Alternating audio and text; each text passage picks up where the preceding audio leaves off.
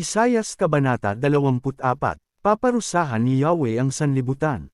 Ang daigdig ay wawasakin ni Yahweh.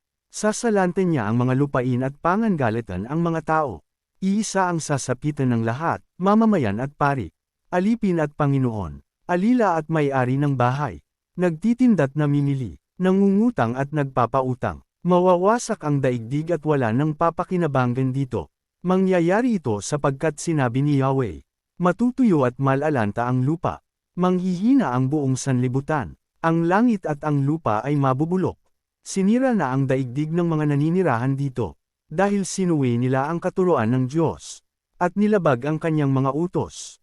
Winasak nila ang walang hanggang tipan. Kaya susumpi ng Diyos ang daigdig. At magdurusa ang mga tao dahil sa kanilang kasamaan. Mababawasan ang mga naninirahan sa lupa. Kaunti lamang ang matitira sa kanila. Mauubos ang alak. Malalanta ang ubasan. Ang mga nagsasaya ay daranas ng kalungkutan. Ang masayang tugtog ng tamburin ay hindi na maririnig. Titigil na ang ingay ng mga nagsasaya. Mapaparam ang masayang tunog ng alpa. Mawawala na rin ang pag-iinuman ng alak sa saliw ng awitan. Ang alak ay magiging mapait sa panlasa. Magulo ang lunsod na winasak. Ang pintuan ng bawat tahanan ay may harang upang walang makapasok. Sa mga lansangan ay sumisigaw sila dahil kulang ng alak. Nawala na ang kagalakan at nauwi sa kalungkutan. Lahat ng kasayahan ay napawi sa lupa. Naguho na ang buong lunsod. Ang pinto nito'y nagkadurog-durog. Ganyan din ang mangyayari sa lahat ng bansa sa buong daigdig. Parang puno ng olibo matapos lagasin ang bunga. Tulad ng ubasan matapos ang anihan. Silang nakaligtas ay aawit dahil sa kagalakan. Mula sa kanluran ay kanilang dadakilan si Yahweh. Pupurihin siya doon sa silangan. At ipagbubunyi ang pangalan ni Yahweh, ang Diyos ng Israel, sa baybayin ng dagat. May awit ng pagpupuring maririnig, maging sa pinakamalalayong dulo ng daigdig. Bilang papuri sa Diyos na matuwid. Ngunit ang sabi ko naman, nalulungkot ako. Nasasayang lamang ang panahon. Wala na akong pag-asa. Patuloy ang panlilinlang ng mga taksil. Polala ng polala ang kanilang pagtataksil. Mga tao sa daigdig, naghihintay sa inyo.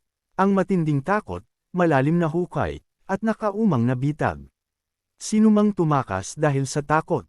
Sa balong malalim, doon mahuhulog. Pag-ahon sa balon na kinahulugan.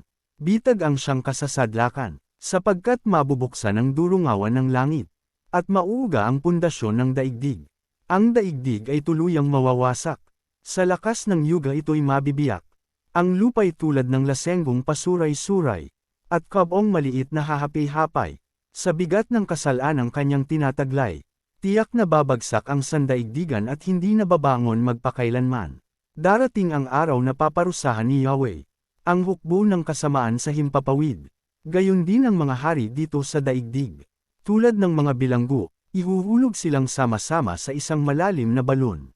Ikukulong sila sa piitang bakal. At paparusahan pagkaraan ng maraming araw. Mawawala ang liwanag ng araw at buwan. At maghahari si Yahweh na makapangyarihan sa lahat.